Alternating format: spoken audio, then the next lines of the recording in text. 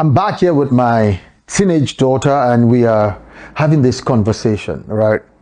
Um, and I realized that these children are doing things.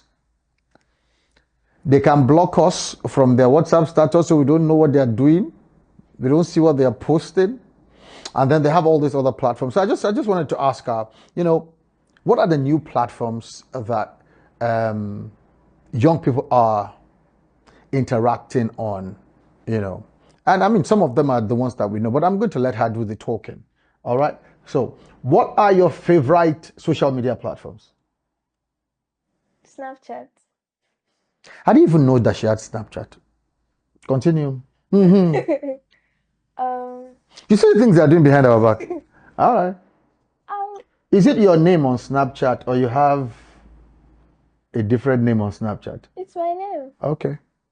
All right. You can choose not to use your name, though. You can make a username. That's what I'm saying. So, on Snapchat, is it Tolu Oluseye that is there? Not Tolu Oluseye specifically. Okay, what is there, darling? It's Tolu that's there. Okay. All right. Okay. I use WhatsApp a lot, Okay. and that's all. I don't really. Okay, on Instagram. Okay. That's So where does a lot of communication take place? On which platforms do young people talk a lot on? well, definitely Snapchat, Instagram, and TikTok.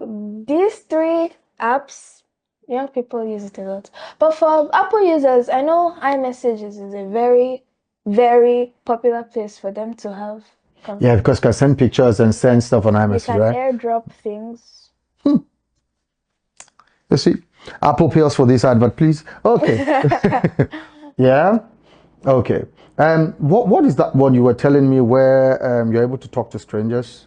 Can you imagine? Let me tell you another thing that she said. They have left Facebook for us older folk. It breaks my heart. Like they don't even like they don't do that. They don't. So it's for people like mommies and daddies. So on Facebook, it's only us that will be seeing ourselves. We're apparently not going to be seeing these younger people. Okay, yeah. So tell me about that new one that you're able to talk to strangers. Yubo. I heard it from her first. Spell it. Yubo.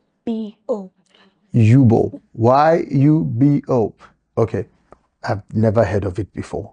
I don't know what it does, but I'm worried because you are able. Okay, let me ask. So the people can, when they sign on, do they use their real names, or they can choose not to use their real names? Now, you can choose not to use your real name.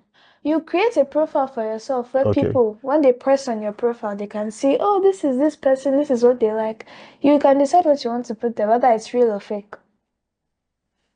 And then you can talk to anybody, even if you don't know them from anywhere. Yes, I don't know, I think you add them and they add you back, or if you contact them and they accept your request. But my problem with that is, don't you think it's just that kind of place just is breeding ground for people that want to catfish people? I think catfishing is like one of the many problems concerned with social media as a whole, because catfishing takes place on many different platforms. And yes, the risk is higher when you're chatting with strangers. So I agree. So when you guys know that the risk is high, why do you people still do it? Youths live for the thrill, I guess. People like to take risks. They don't want their life to be boring. You only live once, all that. So people actually find comfort in talking to random people online. Oh, mommies and daddies were in trouble. Our children find comfort in talking to random people online. That is food for thought for all of us. So our children go on all these platforms and they talk to random people. So can you imagine what advice they're getting? What other voices are speaking into their heart? Guys, we have work. I am even struggling to keep up.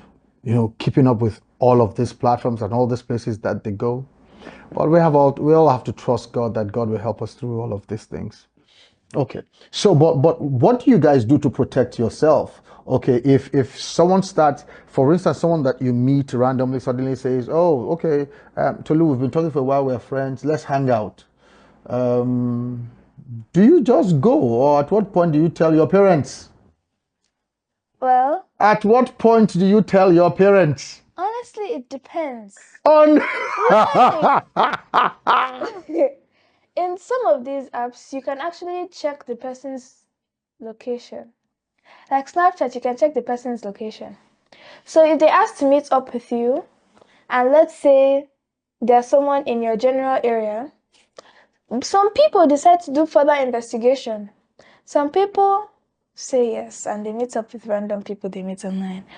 But most of the people I know that have had those encounters where the strangers they meet ask to meet up, most of them block them because they don't trust them. It's only the only points where you begin to tell your parents is when you feel threatened by this person or feel that this person is unsafe. Like if you refuse to talk to the person and the person starts saying, "Oh, I know where you live. I'll find you. Come out. I've been so nice to you. Blah blah blah blah blah." Then yeah, they run to their parents. Okay, parents, what I'm saying is this. We have to do a lot more to try and protect these children. Even though they keep going to look for trouble, because I don't understand why you're talking to strangers in the first place. But it's also some kind of indictment on us if our children find it more comfortable to talk to strangers than to talk to us.